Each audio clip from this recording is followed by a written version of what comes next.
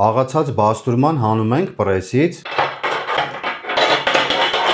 Աղացած բաստուրման շատ սիրուն պրեսը վերցրել է, ոնց որ միշտ ձեռքով ցույց եմ տալիս։ Հիմա կբացենք, արդեն կպատկերացնեք ոնց ենք պրես դրել։ Ընդհանրապես պետք չի վախենալ, ոնց որ ասել եմ միշտ տավարի միսը, խոզի, հավի, նույն պրոցեսը մենք միշտ անում ենք։ Ահա, հələ տեսք ինչքան սիրուն է։ Լրիվ աղացած մսից պատրաստել ենք բաստուրման, որը որ միշտ հետաքրքրել է հետևորդներին։ Ահա, սպասված բաստուրման, ամբողջական աղացած միսը։ Տարբերություն չկա աղացած բաստուրմանա, թե սովորական միսը։ Մենք պետք է թելենք լայն կողմից, ահա լայն կողմը հաստ, նույն ձև թելում ենք։